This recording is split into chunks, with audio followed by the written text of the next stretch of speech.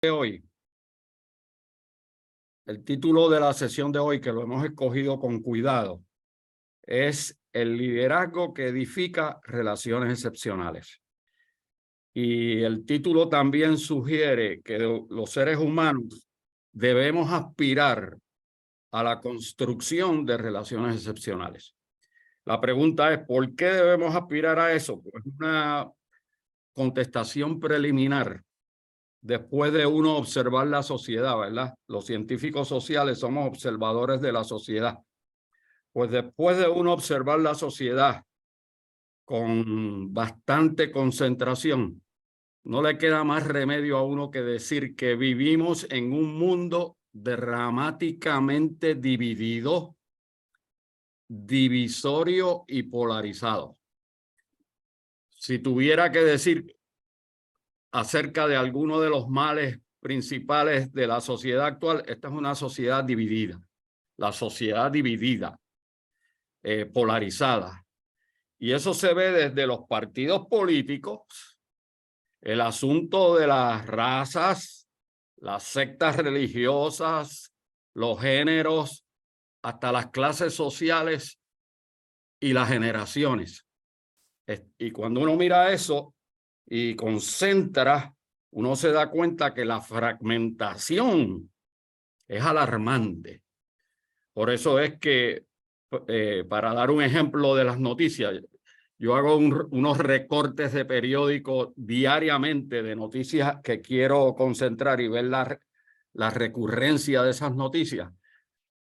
Y una de las que recurren por lo menos cada 3 semanas, la noticia de la proliferación de los crímenes de odio en todos sus sabores. Y en Puerto Rico, una data interesante y lamentable es que 1 de cada 5 puertorriqueños padece de una seria soledad existencial. Y la soledad existencial es la entrada a la tristeza, a la congoja, a la ansiedad y lamentablemente a la depresión.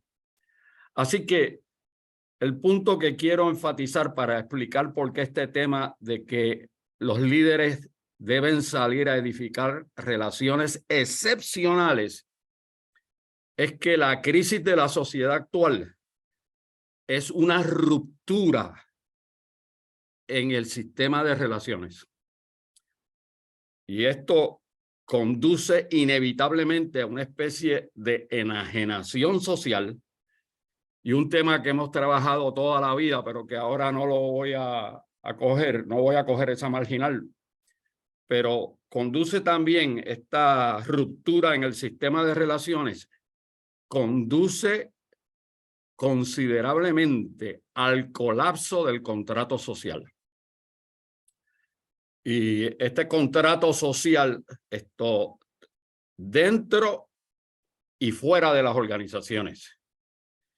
Y cuando eso ocurre, cuando no hay un sistema de acuerdos, no hay un contrato psicológico de vida, entonces lamentablemente lo que prolifera en todos los sitios, lamentablemente lo que prolifera es una ética de pura supervivencia.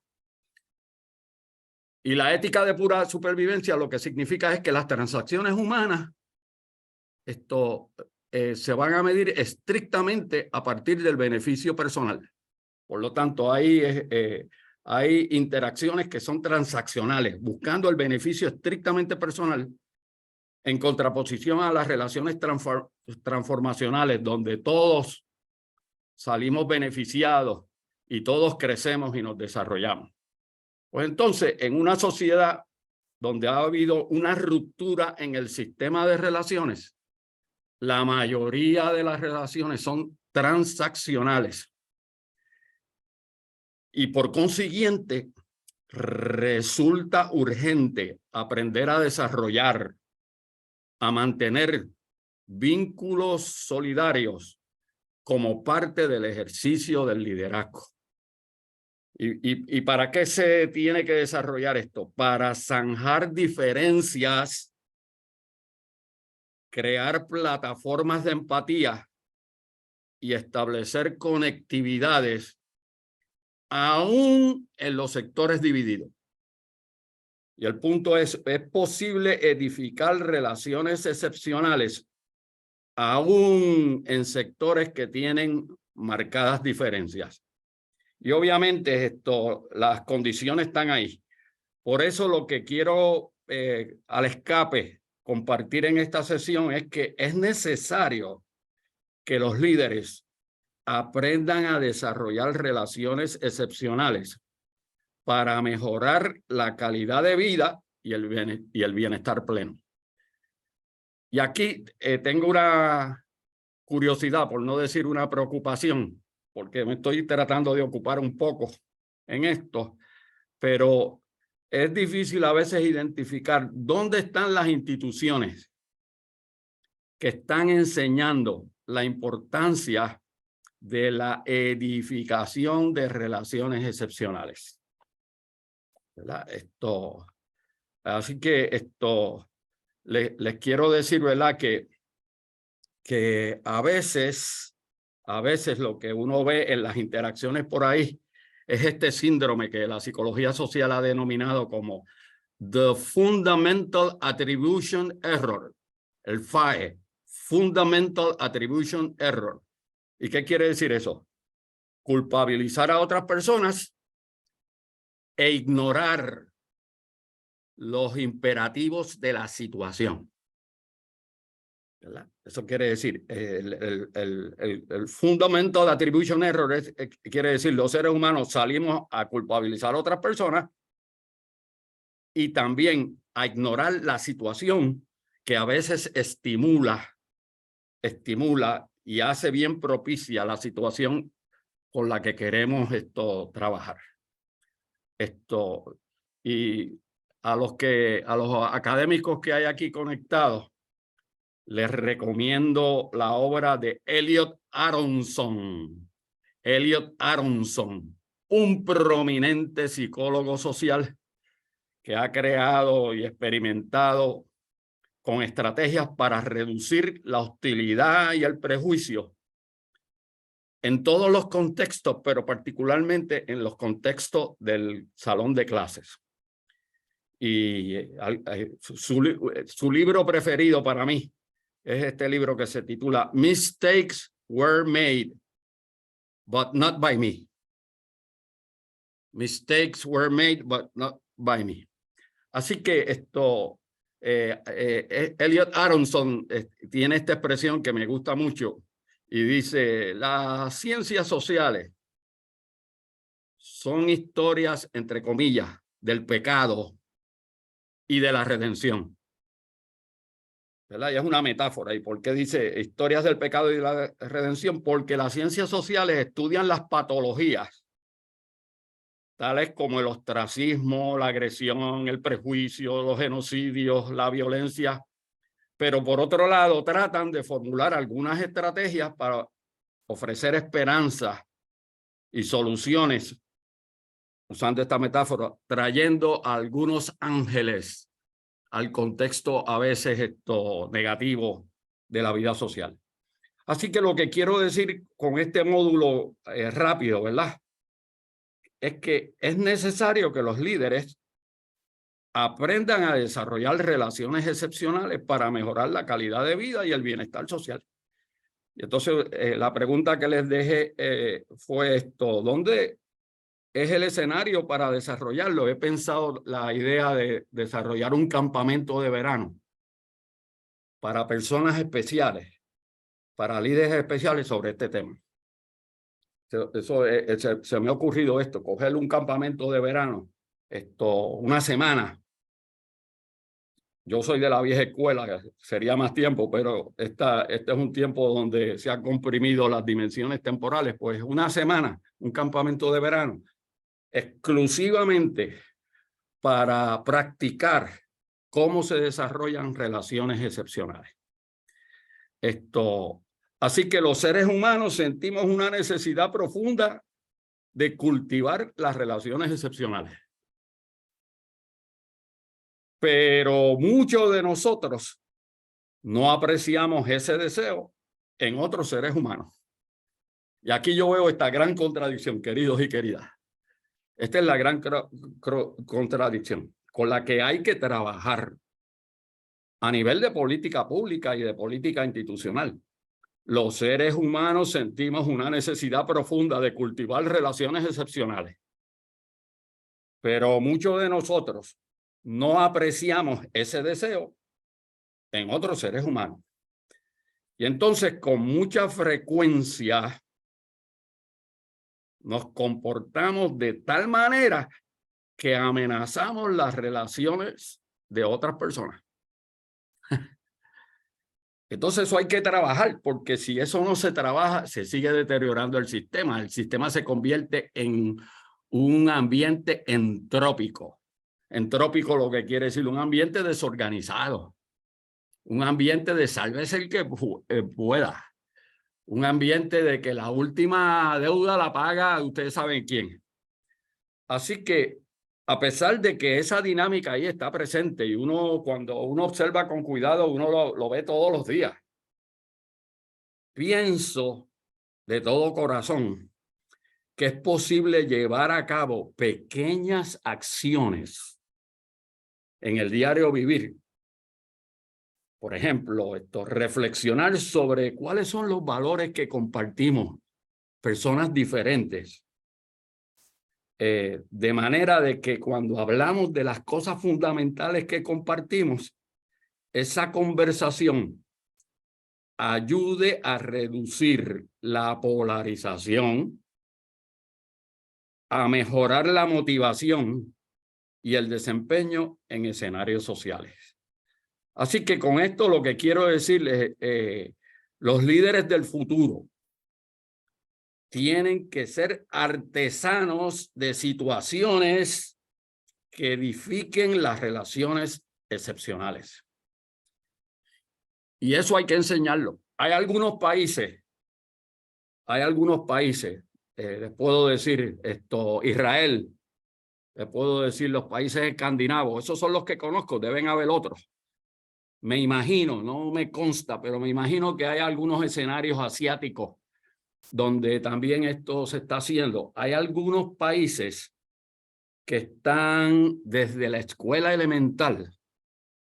En Singapur conozco de un proyecto, ¿verdad? Desde la escuela elemental, enseñando cómo es que se pueden desarrollar situaciones que edifiquen las relaciones excepcionales. ¿Para qué? Para lograr resultados visibles y dramáticos. Así que la primera lámina que queremos presentar, está por ahí, lo que quiero compartir ahí con ustedes es que el desafío actual es uno de cómo crear relaciones, ¿verdad? El otro día una persona, estábamos hablando de una boda, de la boda, y entonces la persona me dijo, la hija mía, como cuestión de hecho, y papi, ¿cómo tú ves esto de una boda? Yo veo la boda primero como un ejercicio de emociones. ¿Qué es una boda? Es el comienzo de un ejercicio de emociones desde que se empieza a planificar hasta que es posible en ese proceso, si se le insufla sabiduría al proceso, empezar la edificación de un sistema de relaciones. Pero eso hay que empezar lo más temprano posible, porque la habilidad de crear relaciones robustas con otros seres humanos es crucial para una vida plena. Entonces, no queda más remedio de que ser reflexivo en el trabajo, en la escuela, en la familia, en la comunidad, en la iglesia, de cómo ejercer un liderazgo de magnificencia. Pero por otro lado, cuando uno observa la realidad, todavía hay mucha lucha en las organizaciones para desarrollar relaciones de conectividad efectivas. De hecho, a veces son escasas. Son escasas. Hay una lucha en las organizaciones. Yo le digo a mis compañeros aquí de trabajo, hay mucha lucha en las organizaciones para desarrollar relaciones de conectividad efectivas. Y por otro lado, tampoco se habla de los retos que surgen al tener que manejar asuntos específicos de las relaciones cuando uno desarrolla vínculos de gran cercanía personal. Decía el gran George Simmel, con 2 M, George Simmel, con 2 M, en un libro increíble que se titula Conflicto. Decía George Simmel que en la medida en que los seres humanos interactúan con más intimidad y con más proximidad, se exhibe una tendencia a aumentar el conflicto. Pero también se exhibe la tendencia a llegar a acuerdos y soluciones de entendimiento. Ese es el fundamento de George Simmel, ¿verdad? Que uno, si lo observa con cuidado, ¿verdad? En estos tiempos, por ejemplo, cuando yo voy a trabajar con personas en estos escenarios de gran lucha, que son las organizaciones, se habla de los cuadriláteros de boxeo y de lucha y de artes marciales, pero en realidad las organizaciones a veces son esos cuadriláteros de lucha, ¿verdad? Y entonces cuando a veces yo entro a esos cuadriláteros con mucha fatiga y a veces hasta con desesperación, mi argumento al principio es, miren, vengo aquí y mi deseo es desarrollar antes que todo una relación de amistad con ustedes. La amistad y la confianza como condiciones necesarias para entonces entrar a considerar los problemas fundamentales. Porque es importante hablar de los retos que surgen al manejar asuntos específicos de las relaciones cuando la gente está en necesidad o está obligada a desarrollar vínculos de cercanía personal y también profesional. Así que la próxima lámina lo que dice, sí. ¿Qué son relaciones excepcionales? Porque eso me preguntan algunas personas. Pues las relaciones personales son aquel tipo de relación en que las partes se sienten, y miren lo que voy a enfatizar aquí, se sienten completamente apoyadas y comprendidas. Y obviamente ustedes saben, uno debe aspirar a lo máximo. Uno no debe aspirar a lo mínimo. Uno debe aspirar a lo máximo. Por lo tanto, una relación excepcional es aquella en que las partes se sienten completamente apoyadas y comprendidas. Y por eso es que uno tiene que hacer una auditoría de relaciones constantemente, ¿verdad? Yo le digo a mi esposa, vamos a hablar después de la cena, vamos a hablar de las cosas que queremos hablar. Eso quiere decir, vamos a platicar antes que nada de las cosas que nos vamos a poner de acuerdo para hablar. ¿Con qué propósito? Con fortalecer la excepcionalidad de nuestras relaciones. Pero eso hay que deliberadamente trabajarlo, porque eso no se produce por espontaneidad. Por lo tanto, las relaciones excepcionales emergen cuando los vínculos entre los seres humanos parecen extraordinarios. Voy a usar una metáfora ahí, mágicos y hasta idealistas. Y hay gente que me dice, los estudiantes me dicen, ¿tú eres idealista? Y yo, sí, yo soy idealista porque no me queda otro remedio.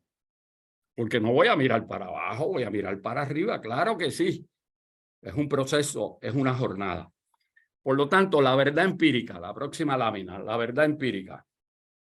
La verdad empírica es que las relaciones excepcionales existen. Existen. Con muchos de ustedes aquí, yo puedo decir que tengo una relación bastante excepcional. Con muchos de ustedes, doy ese testimonio, bastante excepcional. Es decir, que cumple con la definición donde nos sentimos completamente apoyados y comprendidos, ¿verdad? Y que estamos seguros de que no nos vamos a hacer daño.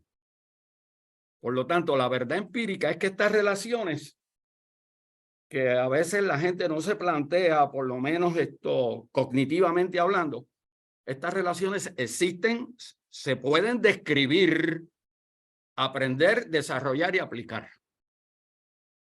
Por eso es que en la escuela elemental hay que empezar con ese asunto. Ese es el libro de Fulbright, ¿verdad?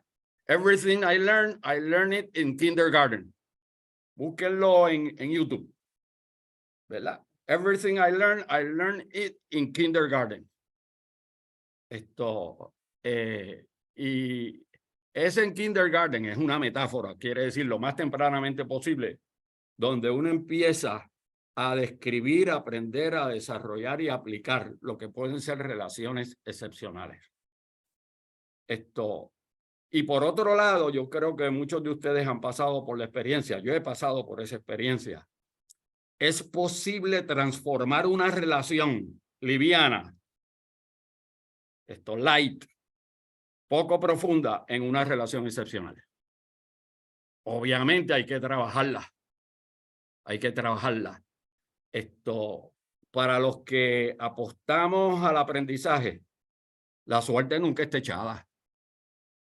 Esas profecías autorrealizables son parte de lo que les dije del Fundamental Attribution Error. Una profecía autorrealizable, culpabilizamos a otro, ignoramos la situación y mantenemos el status quo. Una tragedia. Una tragedia. Así que es posible transformar una relación poco profunda en una relación excepcional.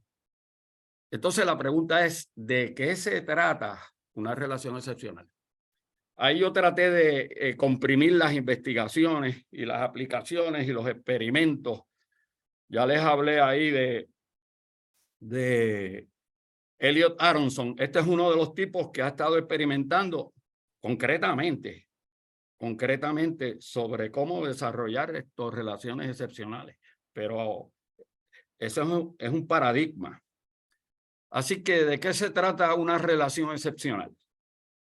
¿En qué contexto? En cualquier contexto. Ya le dije, el hogar, la comunidad, el vecindario, el trabajo, la iglesia, las instituciones educativas, las instituciones de trabajo, en cualquier contexto. ¿De qué se trata una relación excepcional? Pues se trata de practicar la autenticidad. Eso quiere decir que la presentación del ser haga un esfuerzo de presentarse con autenticidad. Segundo, esto es bien importante. Para que haya una relación excepcional, uno se atreve a compartir la vulnerabilidad. Y esto es una lucha bien grande porque esta es la sociedad del Kent y de la Barbie.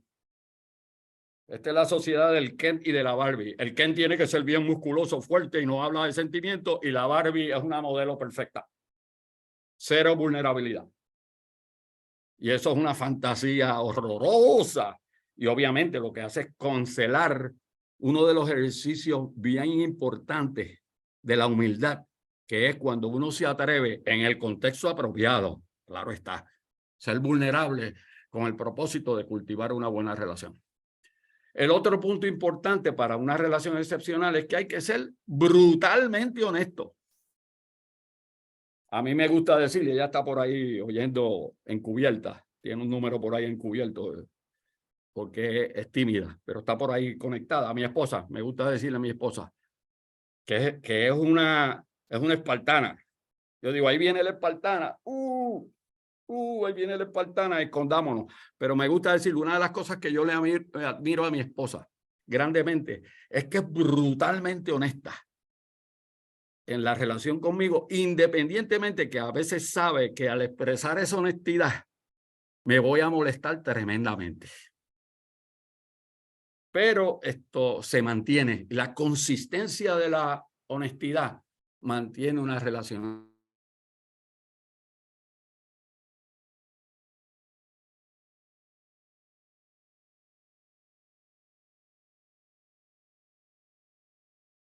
todo el mundo quiere ser Superman y Supergirl, ¿verdad?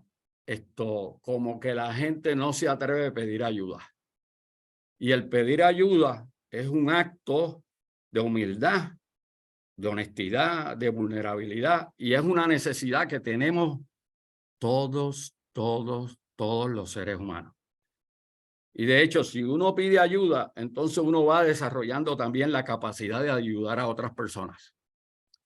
Que a veces en privacidad, en los coaching y en la mentoría, a mí me gusta hacerle esta pregunta a mis coaches y a mis mentorees, hacerle esta pregunta: háblame de las personas que tú ayudas sustentablemente y cómo las ayudas. No estamos hablando de episodios ocasionales, sino estamos hablando de procesos de ayuda sustentables. Entonces, muy importante también, en una relación excepcional, compartir un propósito de crecimiento mutuo. En los equipos de trabajo es posible desarrollar una relación excepcional, pero el esfuerzo, cada vez que uno ayuda, uno incorpora a una persona más al equipo, se multiplican las interacciones, por lo tanto el esfuerzo tiene que ser mayor. Pero uno debe aspirar a esa condición. Así que la próxima lámina lo que comparte es que las relaciones excepcionales se pueden definir como relaciones carismáticas. Aguanten lo que estén pensando, ¿verdad? Aguanten. Las relaciones excepcionales se pueden definir como relaciones carismáticas. Y por eso es importante el liderazgo carismático. Pero aquí quiero decir varias cosas. Y ahí tengo la evidencia en el libro a mano derecha de lo que voy a decir. El comportamiento carismático, queridos y queridas, a la altura de estos tiempos, está científicamente comprobado que se puede desarrollar en cualquier persona. Antes, en otra época, se pensaba que eso eran unos poquitos y los demás tenían que conformarse con el resultado de la interacción con esos poquitos carismáticos. Las ciencias sociales actuales, la psicología social, reconoce que los comportamientos carismáticos se pueden desarrollar. Entonces, la pregunta es: ¿qué son seres humanos carismáticos? Pues miren esto, sencillo. Son seres humanos que tienen un efecto magnético en las interacciones cotidianas, ¿verdad? Usted lo ve y usted dice: wow, como que me cae bien esta persona, como que tengo como un deseo de acercarme a la persona. Tiene un rostro atractivo, tiene una sonrisa. Hay muchos elementos que están descritos en el libro, pero el punto es: una persona carismática, un líder carismático, es aquel como que tiene un efecto atrayente en otras personas porque lo cultiva. Aquí está la clave. Lo cultiva y lo sale a practicar. Por eso es que un elemento del liderazgo y de las relaciones excepcionales que se pueden definir como relaciones carismáticas es que se cultiva la interacción y se sostiene la atención en otras personas. De tal manera de que si no sostengo la atención en otras personas, nunca voy a cultivar una relación carismática. Y ustedes saben, hemos hablado en otras sesiones, uno de los grandes males de esta sociedad es que esto es una sociedad de falta de atención. Esto es la muchedumbre de los desatendidos, ¿verdad?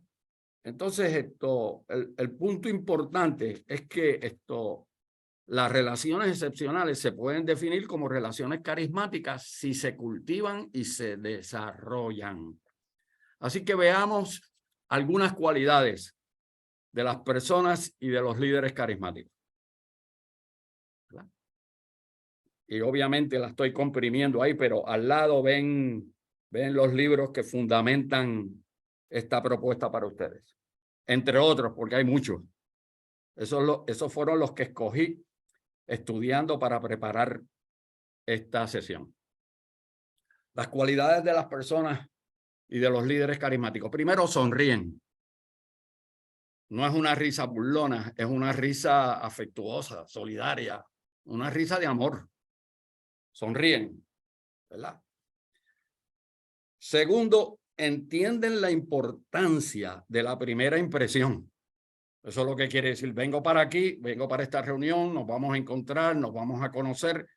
La primera impresión es fundamental porque si se toma en cuenta, va a hacer sentir a otros que tienen todo el tiempo para ellos. Esta es la sociedad de la prisa. Esta es la sociedad de la alta aceleración.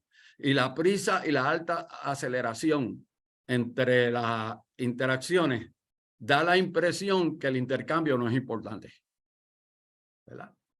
El otro día yo estaba oyendo las noticias en casa, mi esposa me está hablando, yo lo estoy escuchando, pero también quería oír la noticia. Estoy mirando la noticia, pero la estoy escuchando, ¿verdad? Porque los seres humanos tenemos la capacidad de actuar estereofónicamente. Pero ella me dice en un momento, chico, atiéndeme. Te estoy diciendo algo. Yo dejé lo que estaba haciendo y entonces dije, perdona, tienes razón, ¿verdad?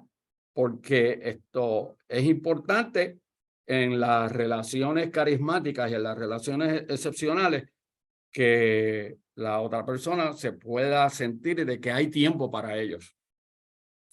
Tercero, es importante advertir que los líderes carismáticos están completamente presentes. ¿Qué quiere decir esto? Prestan atención y la gente a su alrededor se siente atendida, respetada y valorada. Cuarto, son discretos. Eso quiere decir, cultivan el don de la buena confidencialidad y en la medida en que pueden no diseminan chismes. Quinto, la próxima lámina, concentran y se orientan hacia otras personas y están interesados en los seres humanos. Eso es lo que quiere decir. Si usted tiene una posición de dirección, una posición de liderazgo, es obligatorio que usted tenga interés en otros seres humanos. Obligatorio, sine qua non. ¿Verdad? ¿Cuántas personas, cuando uno navega por ahí, vagabundea por el mundo de las organizaciones, le dicen a uno como el título del libro? A mí me lo dicen con mucha frecuencia en posiciones elevadas. Me dicen, este trabajo, si no fuera por la gente, sería bien interesante. ¿Verdad? Y el libro se titula así, If it wasn't for the people, this job would be fun. Así se titula el libro. Pero el punto es que es importante concentrar y demostrar interés en los otros seres humanos porque al final del día estas interacciones son las que producen resultados.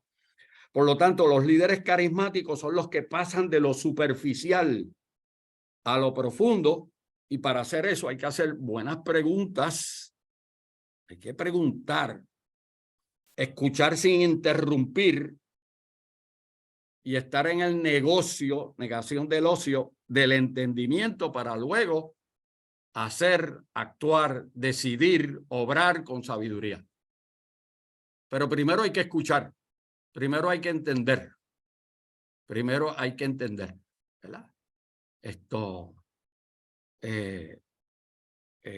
Y número 7, es importante, ¿verdad?, reconocer que los líderes carismáticos añaden un buen humor a las conversaciones y se aseguran que independientemente de lo difícil de la reunión, de la sesión, del trabajo, del encuentro, independientemente de lo difícil, es posible hacer sentir bien a las personas con las que se está interactuando. Y hay ejemplos de eso, ¿verdad? De cómo es posible. Siempre he estudiado la organización, el diseño. He estudiado siempre el diseño. Y eso es una tendencia en las ciencias sociales. Hay un grupo de investigadores científicos sociales que estudian el diseño y cómo el diseño, la estructura produce interacciones. Pues siempre he estudiado el diseño de la presidencia de los Estados Unidos. ¿Por qué he estudiado eso? Porque este es el CEO del mundo. Este es el CEO del mundo. Por lo tanto, si usted tiene ahí un CEO del mundo, independientemente de las ideas y de las ideologías que tengan los seres humanos, pero la verdad del caso empírico es que en Washington, D.C. convergen todas las cosas del mundo. Es el CEO del mundo. Por lo tanto, es interesante ver cómo se organiza la estructura de un CEO del mundo, ¿verdad? Y hay toda una tendencia de los esposos Barber y también el John Fredrickson, que son estudiosos de esas dinámicas y del diseño. Y los historiadores dicen que uno de los mejores manejadores de esa estructura era Reagan, ¿verdad? Quien la crítica académica pensaba que no iba a ser el mejor. Sin embargo, la organización fue muy efectiva en el sentido que promovió el trabajo en equipo de todos los cerebros diversos y a veces en tensión que participaban en ese diseño. Y parte de esa dimensión es que esto reconocía que él no era el más genial del grupo, pero sí podía sacarle provecho y en esa gestión añadía humor a las conversaciones, haciendo sentir a todos, ¿verdad? Por eso una de las cosas que dicen los historiadores es que Reagan era genial en hacer sentir bien a los diplomáticos, a los primeros ministros, a las personas con las que compartía la oposición. Era genial en esas dimensiones. ¿Que tenía otras oportunidades de mejoramiento? Claro que sí, les aseguro que sí. Pero el punto es que las personas carismáticas que aprenden el comportamiento carismático le añaden buen humor a las conversaciones para hacer sentir cómodos a las personas con las que interactúan. Y eso implica también a veces, ven la nota al calce, eso implica saber y cultivar el valor de la admiración recíproca. Y con muchos de ustedes aquí, lo digo con humildad, con muchos de ustedes aquí conectados, yo tengo una sociedad colegiada salubrita de admiración mutua. Tenemos una sociedad de admiración mutua, que eso es lo que quiere decir virtud cívica. Tenemos una sociedad de virtud cívica, eso quiere decir, hablamos, nos conversamos, podemos tener diferencias, pero no nos hacemos daño. Pues eso es posible, ese tipo de relación. Por eso es que hay que distinguir entre relaciones transaccionales y relaciones transformacionales. Las relaciones excepcionales son relaciones transformacionales. Las transaccionales, miren, a mano izquierda, buscan el beneficio individual y adelantar intereses personales. Son relaciones que se configuran como medios, es un medio para alcanzar un beneficio ulterior y personal. Y el énfasis es estrictamente individual y hasta cierto punto en un bien particular. Pero las relaciones excepcionales, que son transformacionales a mano derecha, cambian nuestra vida. Cambian nuestra vida. Yo yo tuve este amigo que amé intensamente, que se llamaba el profesor Irán Nazario. Lo amé intensamente, intensamente. Nos amamos hasta 3 horas antes de morir. Nos amamos. Y todavía lleva como 15 años de muerto. No hay una semana en que yo no recuerdo algunas cosas de él. Porque esa relación que tuvimos cambió nuestras vidas. Y antes de morir me dejó una carta que yo la conservo y la atesoro, dándome ese testimonio. Dice, mira, Coco, la relación que tuve contigo hasta lo último, una relación exquisita. Tuvimos choques, tuvimos debates, tuvimos broncas en 40 años, pero el amor siempre estaba ahí. Y en los momentos donde la bronca se puso dura, ambos dijimos, vamos a recurrir a nuestra plataforma de amor en la relación. Y entonces descubrimos lo que dice Corintios, ¿verdad? El amor lo supera todo. Lo descubrimos empíricamente. Así que las relaciones excepcionales que son transformacionales se dan en dinámicas de reciprocidad y de confianza. Se habla lo que hay que hablar. Nos hacen reír y no tienen fachadas ni paredes, ni uno monta cuadros. Y son relaciones donde se comparten las fortalezas y las vulnerabilidades. Y esto es importante también, son 100% confiables. ¿Y qué quiere decir 100% confiables? No nos vamos a hacer daño. Y siempre el énfasis está en un bien mayor. Por lo tanto, las cualidades de las relaciones que son transformacionales, que son excepcionales, investigadas, porque lo que le estoy poniendo ahí es producto de la investigación, son relaciones que te hacen mejor y son recíprocas. Eso quiere decir una relación en la que uno dice, estoy creciendo y desarrollándome en esta relación. Segundo, hay confianza plena. La confianza es hasta el tuétano. Tercero, hay vulnerabilidad. Eso quiere decir, no hay fachadas ni paredes. Se habla de fortalezas y de vulnerabilidades. Y uno puede hablar de las cosas débiles que uno tiene, que uno quiere superar. Son relaciones también de respeto. Eso es lo que quiere decir esto. La cualidad de la dignidad siempre está presente. Nunca se va a faltar la dignidad de la interacción de los seres humanos participantes. También son relaciones de gratitud. De gratitud. He estudiado este tema con mucha profundidad por mucho tiempo, el tema de la gratitud. Aquí no está don Pedro Mayor, un gran médico y un gran académico con quien compartí con más de 30 años algunos temas filosóficos, y este era uno, el tema de la gratitud. Que es un asunto de hacer valer y reconocer las cualidades de las partes, ¿verdad? Así que las relaciones transformacionales que son excepcionales también son relaciones de optimismo, no de tragedia, son relaciones de esperanza, son relaciones en las que se ofrece la milla extra y son relaciones también que se reconoce que se desarrollan mediante el diálogo y la interacción sostenida y frecuente. Eso quiere decir, no se cultiva una relación excepcional si no hay una interacción sostenida, si no hay un diálogo sostenido de forma razonablemente frecuente. Por eso, mi argumento con ustedes es que los líderes se preparan para ver las oportunidades que de momento no pueden ver. Y ya ustedes saben lo que estoy sugiriendo en la introducción, le estoy diciendo, ¿qué es lo que hace un líder?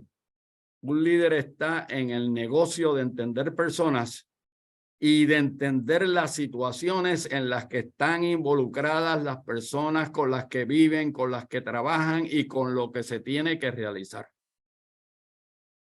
Así que eso requiere de que los líderes se preparen para ver oportunidades. Mucha gente por ahí lo que mira, identifica son restricciones. Los líderes convierten las restricciones en oportunidades y reconocen las cosas que de momento no se pueden ver, pero que hay oportunidad de ver. La pregunta es ¿cómo? Pues con algunas acciones sencillas y profundas documentadas. Le digo aquí, cojo una marginal antes de explicar esta lámina. Tuve el privilegio, porque aprendí mucho. Tuve el privilegio de interactuar y trabajar un tiempo directo con Bill Gates. Fue exquisito. Eso fue finales de los 80, principios de los 90. Fue una gran experiencia. Gran experiencia. Aprendí muchas cosas. Obviamente ofrecí también cosas. Pero una de las cosas que él me compartió es que nunca compró un avión pudiéndolo comprar y tener el mejor avión porque necesitaba la interacción con la gente para entender cosas. Y yo digo, wow, estoy en presencia aquí de un tipo inteligente, ¿verdad? ¿Qué quiere decir esto? Vamos a ponerle unas palabras más sencillas. Si uno quiere desarrollar relaciones excepcionales, uno tiene que aprender a leer personas y situaciones. ¿Y cómo uno hace eso? Asistiendo a eventos creativos, desafiantes, practicando el role-taking. Déjame ver cómo se ve el mundo desde la perspectiva de Toñín. Déjame ver cómo se ve el mundo desde esa perspectiva. Y obviamente hacer cosas desafiantes pero constructivas. No estamos hablando de cosas destructivas. Hacer cosas desafiantes con ánimo de aprender. El otro punto también para desarrollar esas relaciones es que uno se debe reunir con mentores que tengan conocimiento, que tengan más experiencia y sabiduría, y uno establecer lo que uno quiere aprender, lo que uno quiere coger de esas interacciones y pensar y abordar el encuentro con esas personas con intencionalidad. A veces una asignación que yo le doy a los coaches que tengo es, vamos a escoger 4 personas en Puerto Rico que están fuera de tu dimensión, de tu territorio, de tu sector, 4 personas. Y el criterio es que son personas sabias, con experiencia, y con perspectiva amplia. Y ve y haz una cita de almuerzo, de cena, con el único propósito de conversar.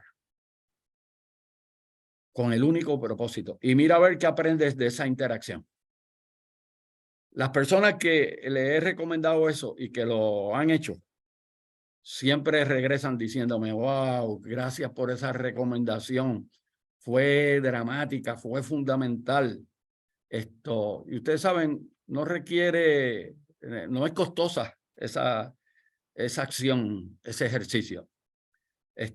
Porque la idea es pensar y abordar esos encuentros con cierto grado de intencionalidad para levantar y hablar respeto, dignidad, conocimiento, demostrar cómo uno se puede deslizar en las relaciones con clase, reír con salubridad y practicar, ¿verdad?, el arte del buen vivir. Porque en unas relaciones, en unas reuniones de esas, uno practica el arte del buen vivir. Y tercero, hay que leer diariamente de fuentes diversas. La lectura variada es importante para nutrir la sabiduría de las personas que pueden desarrollar relaciones excepcionales, carismáticas y significativas. Y el asunto es que hay que abordar temas diferentes en las lecturas. Hay que leer de todo.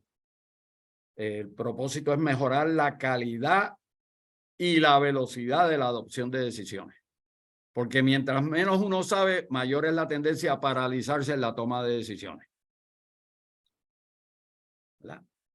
Por otro lado, a veces cuando la gente tiene cero información, a veces es impetuosa y comete errores garrafales. Así que la vida, el trabajo, las relaciones y el ejercicio eficaz del liderazgo son gestiones de lucha y de esfuerzo constructivo. ¿Verdad? Estos son procesos profundos, procesos difíciles, complejos, ¿verdad? Y uno de los libros que me gusta siempre recomendarle a mis amigos y y la gente con la que interactúo. Es el libro de Donald Shum, ¿verdad? Que ha hecho toda su vida acerca de la importancia de que los líderes reflexionen antes de actuar. Para evitar el efecto de baqueta, ¿verdad? El efecto de la baqueta es que viene alguien a decirme algo, yo saco la pistola, ¡plam! Y le disparo. Y soplo después el humo de la pistola, así.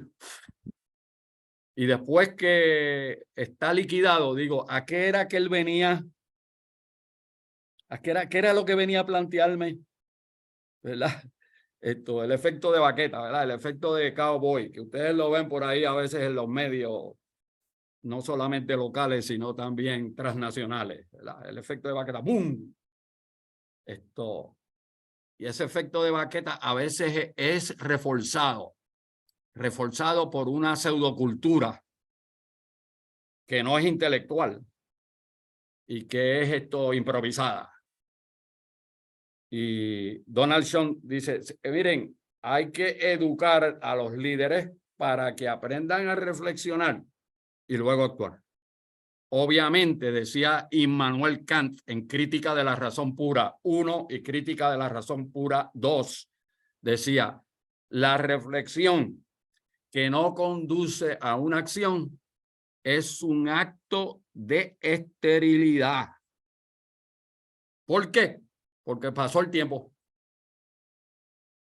¿Verdad? Immanuel Kant, Crítica de la Razón Pura 1, Crítica de la Razón Pura 2, el padre del empirismo.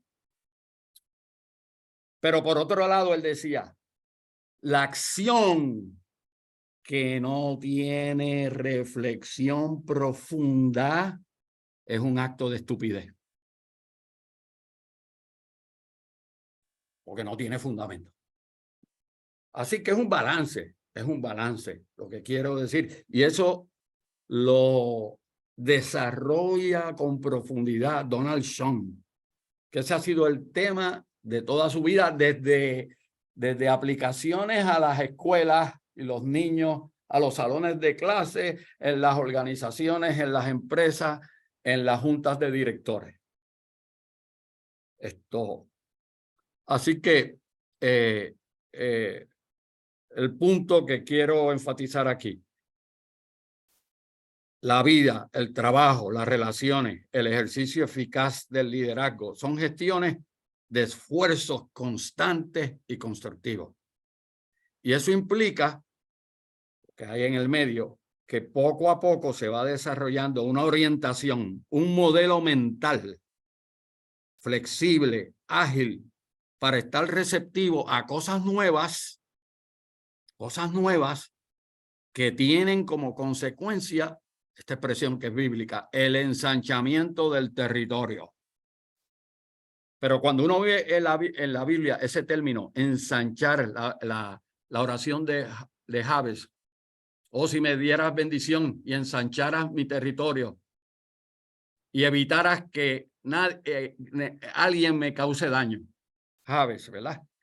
Pero cuando uno mira la propuesta de ensanchar territorio, siempre el ensanchamiento del territorio tiene que hacerse con fundamento de conocimiento.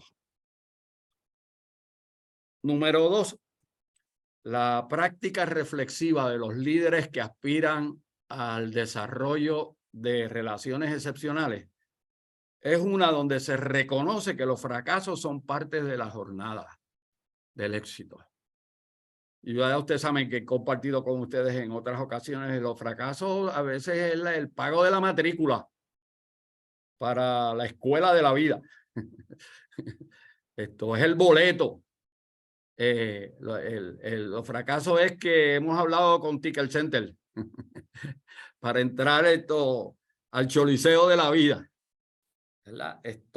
Son parte del aprendizaje. El otro punto importante para la práctica reflexiva es que hay que estudiar con sustentabilidad. A mí me gusta preguntarle a los ejecutivos y les digo que la contestación a veces me jamaquea el corazón. Yo le pregunto a los ejecutivos, ¿tú estudias? ¿Cuándo tú estudias? ¿Y qué tú estudias?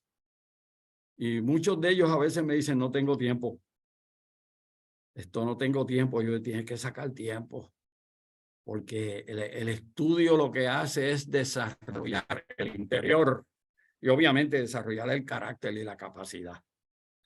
Y hay que cultivar también la predisposición. La predisposición. Me oriento siempre a desarrollar una práctica reflexiva. Y acuérdense esto, cada día más en esta sociedad del conocimiento que uno habla con mucha frecuencia, en todos los sitios donde uno se encuentre, le van a preguntar a uno, mira, ¿y en qué tú te basas para decir eso? Anteriormente esa pregunta no era tan frecuente. En la sociedad del conocimiento esa pregunta es frecuente. Pero es una lucha por vivirle, decía Eugenio María de Hostos, vivirle a la vida a su talla. Vivirle a la vida a su talla. Pero en segunda de Timoteo 4, 7 al 8, que estoy seguro que muchos de ustedes conocen esta expresión del teólogo del comportamiento, que era Pablo. Él dice, y Timoteo 1 y Timoteo 2 son dos libros de liderazgo. Él dice, he peleado la buena batalla. Tiene que ser la buena batalla. He acabado la carrera. Las cosas se acaban. Se terminan. ¿Verdad? Cumplido. He guardado la fe. Por lo demás, me está guardada la corona de justicia, la cual me dará el Señor, juez justo en aquel día. Y no solo a mí, sino a todos los que aman su venida. Así que la tesis del proceso. Esta es la tesis de lo que quiero decir también en el día de hoy. Los líderes aprenden quiénes son mediante la práctica reflexiva. Eso quiere decir, si uno quiere saber, si yo quiero saber, que es una pregunta constante, una pregunta inquieta, yo me hago esta pregunta constantemente. ¿Quién es Coco Morales? ¿Verdad? ¿Quién es Coco Morales? Y yo digo, bueno, soy un siervo de Dios. Segundo, soy un académico. Soy un estudioso que tiene algunos intereses en las prácticas del uso del conocimiento. Pero la pregunta me la hago constantemente porque en la medida en que me la hago constantemente no me congelo, ¿verdad? Leí esta revista, le preguntaron, y yo leo de todo, leo muchas revistas, porque las revistas a veces son el anticipo de libros que se van a escribir después. Por lo tanto, leo muchas revistas de todas clases, con curiosidad. Y leí en esta revista, le preguntaron a Clint Eastwood, que está ya viejito, y después de todas las cosas que se hizo en la cara, la vejez se las tumbó. La última década le tumbó todo lo que se hizo en la cara. Por eso yo le digo a mi esposa y a mis amigos, yo no me hago nada. Si en la próxima década eso se va a tumbar. Lo que no se tumba es el cerebro que se ha cultivado. Eso sí no se tumba.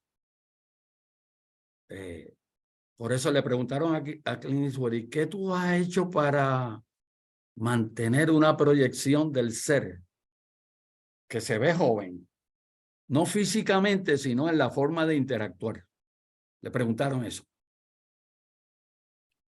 Entonces esto es lo que él dijo. Yo digo, wow, eso es lo mismo que yo pienso.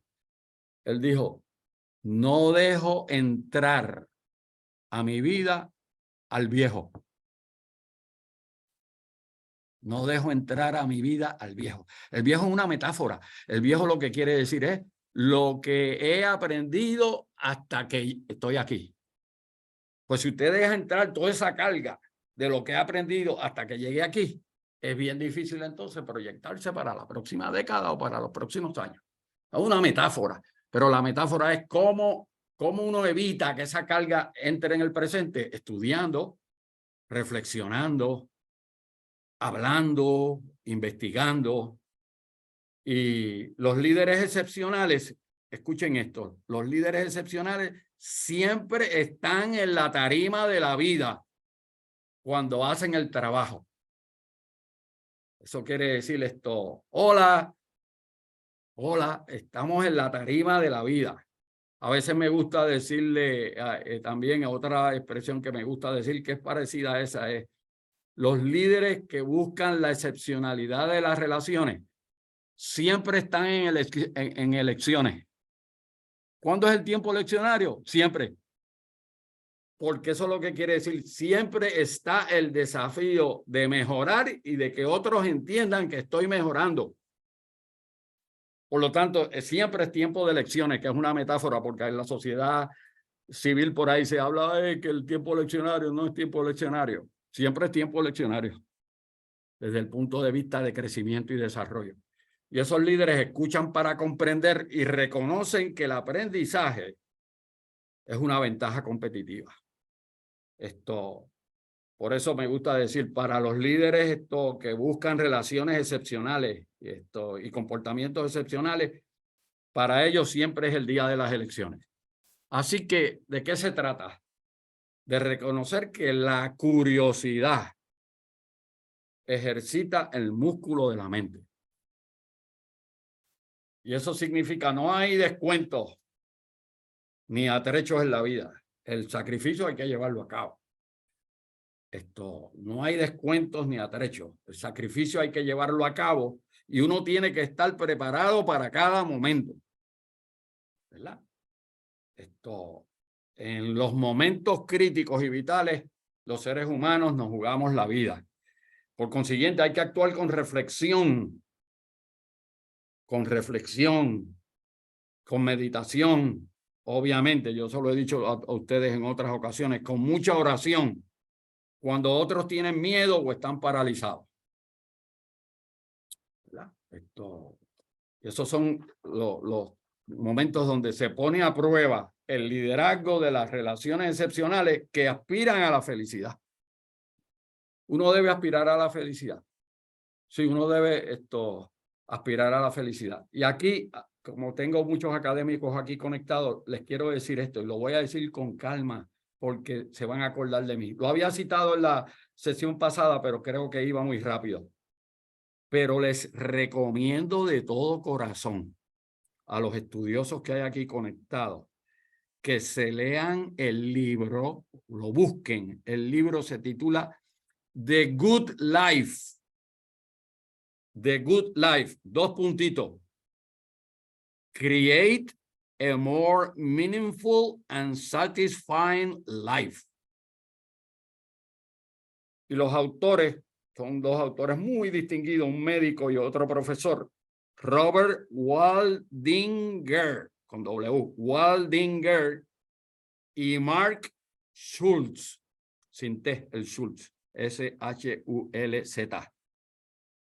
Y ellos aquí en este libro dan todos los resultados internacionales del estudio más grande que se haya hecho en la vida sobre el tema de la felicidad.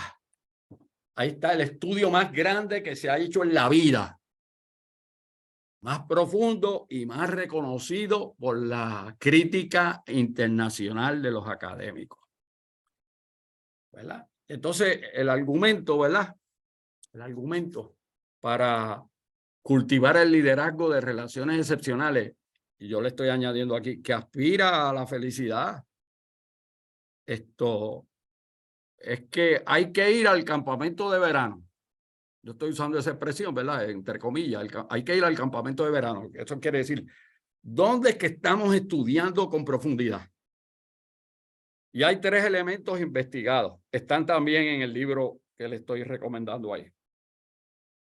Los elementos investigados es que el liderazgo de relaciones excepcionales, que aspira a la felicidad, implica estar personal y socialmente conectado. Conéctate.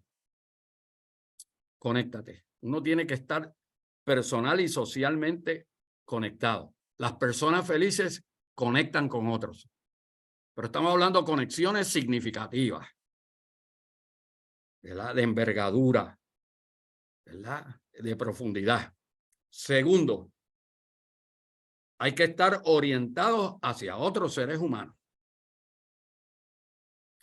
Eso significa las personas felices conectan para ayudar a otros. Siempre me maravilla, estamos en un ascensor y a mí siempre me gusta comentar y decir algo, ¿verdad? Para hacer el punto, hey, somos seres humanos y estamos hablando. Somos seres humanos y estamos hablando. En el ascensor aquí de nuestra oficina, con mucha frecuencia, yo hablo todo el tiempo con las personas. Y la idea es esto, mantener la práctica, el ejercicio de esa conectividad constructiva. Y tercero, las personas excepcionales, con relaciones excepcionales, son personas agradecidas, ¿verdad? Son personas agradecidas. El agradecimiento es un comportamiento. Así que las personas felices buscan lo bueno del mundo y en sus vidas. Y tienen una postura mental de gratitud. Aunque lo voy a decir posteriormente, pero les quiero decir esto. Siempre se lo participé a Pedro Mayor. La gratitud es un sentimiento en el interior. Es un sentimiento en el interior. Yo tengo un corazón que late con gratitud. Entonces salgo a demostrar el comportamiento de agradecimiento. Por eso es, queridos y queridas, que cuando uno no ve el comportamiento de agradecimiento es porque hay algún vacío o algún déficit en el corazón, ¿verdad? Y hay investigación para esto, ¿verdad? La gratitud es interna y el agradecimiento es externo. Y siempre los seres humanos tenemos que cuidarnos que el agradecimiento no sea lo suficiente ni tenga una proporción agradable a lo que hemos recibido. Por eso cuando yo veo personas como inquietas en su interior, le digo, chico, pero mira, ven acá, cuenta tus bendiciones, cuenta todo lo que has logrado.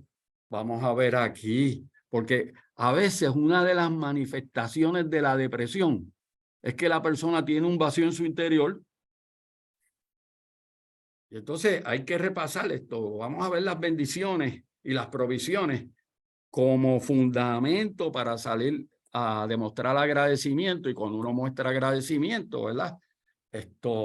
Las relaciones se tornan mejores y son de mayor eficacia. Así que el punto importante para las relaciones excepcionales, la gratitud invisible, porque está en mi interior, se vuelve visible en el agradecimiento. Y una persona que agradece con autenticidad y es genuino, crea las condiciones, la situación, como diría Elliot Aronson, la situación para edificar relaciones excepcionales. Así que la gratitud es un sentimiento. El agradecimiento son acciones de gracias y comportamientos entre los seres humanos que interactúan. Y algunas cosas importantes aquí. El agradecimiento es verbal, positivo y activo. Hay que hacerlo público. Y cuando uno se pone aquí a mirar y a observar con cuidado, usted se da cuenta que a veces como que no hay tanta abundancia de agradecimiento. Se hace públicamente. Por otro lado, la gratitud es silenciosa, es pasiva, es meditativa, es reflexiva, se siente en el corazón y el agradecimiento se expresa en el exterior. Y al dar agradecimiento en el exterior, uno dice gracias, gracias, gracias, gracias, gracias, gracias, gracias por lo recibido. Siempre, y he querido a veces como escribir algo sobre eso, tengo mis notas de algunas instancias que todos los estudiosos de la Biblia conocen bien, pero a veces es posible mirar a estos otros ángulos. Lucas 17, 15 al 16. Y esto hay que leerlo con cuidado y uno no lo puede leer estereotipadamente y mecánicamente, porque cuando se lee así, pues entonces uno le pasa por encima y como que uno no se detiene a pensar. Pero ese versículo dice, esos versículos dicen, entonces uno de ellos, leprosos, viendo que había sido sanado, eso quiere decir, hubo una acción transformadora sobre el sujeto, volvió glorificando a Dios a gran voz. Eso quiere decir, lo expresó en palabras y en comportamiento. Y se postró rostro en tierra a sus pies, dando gracias. Y este era el samaritano. Samaritano, el menos reconocido. La pregunta de Jesús después, ¿dónde están los otros? Los otros están celebrando. pero hay que agradecer. Por lo tanto, la gratitud, los líderes excepcionales, ¿verdad? Cuando hacen la gratitud y el agradecimiento en el ejercicio de su liderazgo, reconocen que se tienen que detener y hacer una pausa para concretizar una práctica reflexiva. Por eso es que nunca habremos orado lo suficiente y nunca habremos reflexionado lo suficiente.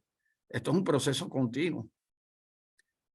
Y los líderes y las relaciones excepcionales son aquellas donde se trata de entender primero para luego hacer entender. Entender primero para luego hacer entender. Donde se siente gratitud, ¿verdad? Y se es agradecido por todo lo que se tiene y todo lo que se ha recibido. Y la gratitud promueve el agradecimiento y el optimismo, porque los que sienten la gratitud y expresan el agradecimiento siempre van a ser optimistas y esperanzadores. Y esa forma de interactuar es contagiosa. Así que también son líderes curiosos en su deseo de aprender de otras personas. A mí, uno de mis ejercicios preferidos, lo disfruto tanto, y a veces yo pienso que hay personas que dicen, ay, María, ya Coco está envejeciendo porque le pregunta esto a todo el mundo, ¿verdad? Pero una de las cosas que yo disfruto es que la gente me haga su historia. Y a veces cuando estamos conversando, yo le digo, ¿me puedes hacer tu historia? Y no tengo ninguna prisa. Hazme tu historia. Y a veces la gente me dice, ¿pero por dónde empiezo? Yo le empieza por donde te empieces a acordar de tu vida. Y veo que hay unas variaciones. Hay gente que dice, me acuerdo a los 3. Hay gente que dice, no me acuerdo nada hasta a los 7 años. Pero los líderes que quieren desarrollar relaciones excepcionales son curiosos en su deseo de aprender de otras personas, y eso significa escuchar sus historias, sus deseos y lo que los hace únicos a esos sujetos. Implica también reconocer que la interacción social, ¿verdad? Con todos ustedes aquí que yo he interactuado, doy mi testimonio en la interacción social que he tenido con todos ustedes aquí, con los que he interactuado, siempre he aprendido algo, me llevo algo. Y en muchos de los casos, pues, lo tengo codificado. Me pueden dar una asignación cuando me vean y me pueden preguntar, ¿y qué te has llevado en esas interacciones conmigo? Porque los tengo codificados por una razón de astucia. Eso quiere decir, estos son unos aprendizajes significativos que si yo los utilizo y los adelanto, van a tener un beneficio también en mí, ¿verdad? Por lo tanto, son líderes consistentes. Se levantan todos los días, y están ahí para ellos, para sus familias y para otras personas. Y es importante el estar ahí, porque eso es lo que da confianza. Son personas que advierten que hacer la calidad y las relaciones excepcionales es una forma de honrar a Dios. Cuando uno se dispone a hacer relaciones excepcionales, que son difíciles, ya lo dije, son difíciles, hay mucho trabajo, es una forma de honrar a Dios es una forma de honrar la vida, es una forma de honrarse a uno mismo y honrar a otras personas. Por eso es que los líderes que cultivan relaciones excepcionales, miren esto, no tienden paredes, no edifican paredes, no, lo que tienden son puentes. Por eso es que en la teoría de gerencia tradicional, uno de los issues siempre problemáticos es el acceso que hay a los líderes, el acceso que hay a los líderes. Y los líderes que buscan relaciones excepcionales establecen puentes, no paredes. Las paredes son resistentes, ¿verdad? Y son también inclusivos. Así que les quiero decir, ¿verdad? Y termino diciéndole, no me quites todavía esa lámina, pero termino diciéndole esto. Si uno quiere desarrollar relaciones excepcionales, que yo le estoy diciendo a ustedes aquí, es parte de la responsabilidad del liderazgo, hay que aprender a navegar por el tráfico de la vida y de las organizaciones con los ojos bien abiertos.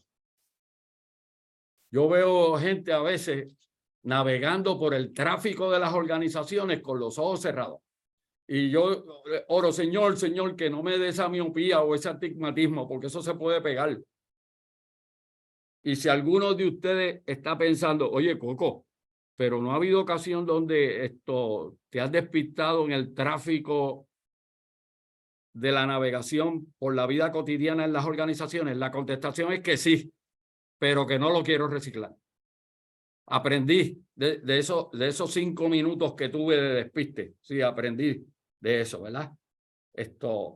Y eso lo que implica es que quiero mirar las personas y quiero estar pendiente a la situación para reconocer las muchas cosas importantes que están en juego y en las cosas que uno hace. Así que el punto importante para los líderes que mantienen relaciones excepcionales es que se tienen que mantener. Manténganse, ¿verdad? Reconozcan el potencial de la conectividad y el poder de la conectividad para lograr resultados. Y entonces termino rapidito ahí con algunas recomendaciones de práctica. Primero, los líderes de relaciones excepcionales tienen que hacer preguntas y estar pendientes a las contestaciones. Y no puede haber prisa en ese ejercicio. ¿Qué hacen los líderes excepcionales? Hacen preguntas y están pendientes a las contestaciones. Y luego que le dan las contestaciones, entonces ofrecen su perspectiva. Hay que tener una perspectiva, ¿verdad? Y en el proceso de dar su perspectiva hay que ser respetuoso, hay que ser generoso, hay que ser cuidadoso. También hay que afirmar a las otras personas. ¿Por qué? Porque la vida está llena de encuentros donde lo que se hace es quitarle el basamento a la gente. Desafirmar. Los líderes afirman para fortalecer sus plataformas. Entonces miren esto también, el liderazgo de relaciones excepcionales, que eso incluye la paternidad, ¿sabes? Incluye la maternidad también en esas relaciones excepcionales. Los líderes que buscan el desarrollo de relaciones excepcionales evitan el lenguaje autoritario o coercitivo. Ese lenguaje es de otra época. De hecho, ese es el lenguaje de la sociedad feudal. Ese es el señor feudal. Pero en la sociedad del conocimiento, para desarrollar relaciones excepcionales, hay que superar el lenguaje autoritario y el lenguaje coercitivo, ¿verdad? Y a veces hay que usar algunos canales que no son verbales y no son directos. Todo esto para decir, por eso es que es mucho trabajo, queridos y queridas, que si queremos desarrollar un liderazgo de relaciones excepcionales, hay que manejar al ser. El ser se tiene que manejar con cuidado, ¿verdad? Vamos a manejarnos con cuidado los seres humanos. Vamos a cuidarnos los seres humanos. Después de la amistad preferida que tenemos con Dios, la segunda amistad preferida tiene que ser con nosotros mismos y luego con los otros, ¿verdad? Pero uno se tiene que manejar con cuidado. Hay que cuidarse, ¿verdad? Y por consiguiente, que fue lo que dijimos al final, ¿verdad? Dijimos al principio, uno tiene que aprender a crear la artesanía de situaciones y de momentos para desarrollar cosas extraordinarias. Eso quiere decir, los momentos clave, los momentos adecuados, las situaciones que producen resultados de calidad y de excelencia son aquellas que se diseñaron con mucho cuidado. Y en ese sentido, ¿verdad? Hacemos esa aclaración. Lo último que digo, lo voy a decir rapidito, y esto es cuestión de varios segundos, ¿verdad? Lo que voy a decir, los líderes de relaciones excepcionales, primero, aprenden a hablar con sabiduría. Habla con sabiduría.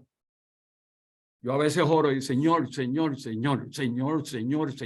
te convoco para que yo no vaya a hablar aquí con estupidez. Porque si no te lo pido, a veces puede ser que me zafe. Y eso implica que voy a ser cuidadoso con las palabras, que voy a ser honesto conmigo mismo, que voy a hablar desde el corazón, que voy a hacer preguntas, que voy a expresar agradecimiento, que voy a ser cuidadoso con el tono, que no voy a añadirle lluvia a la parada que estamos haciendo o a la graduación que estamos haciendo, no le voy a añadir lluvia a la graduación, que voy a tratar de mirar todas las partes, que voy a reconocer en ocasiones las fallas y los errores, que a veces hay que dejar ir el caso de la vida, porque si uno lo mantiene toda la vida, lo llevará hasta la tumba. Y a veces hay que decir lo correcto cuando todo el mundo está hablando lo incorrecto, y que a veces uno tiene que esforzarse para llegar a un acuerdo y redimensionar las relaciones para lograr resultados. Y no tengo que decirle, porque ustedes lo saben bien, eso implica en muchas ocasiones, con autenticidad, aprender a perdonar y aprender a rehabilitar. Y hay algunos estudios psicológicos que dicen una relación que se ha deteriorado, si se rehabilita con esmero, tiene el potencial de ser efectiva en ruta al futuro. Bueno, pues muchas gracias. Las preguntas que tengan, con mucho gusto, les van a enviar esos materiales. Dianelis, ¿cuándo vas a enviar los materiales? Hoy. Hoy mismo. Así que los pueden utilizar como quieran.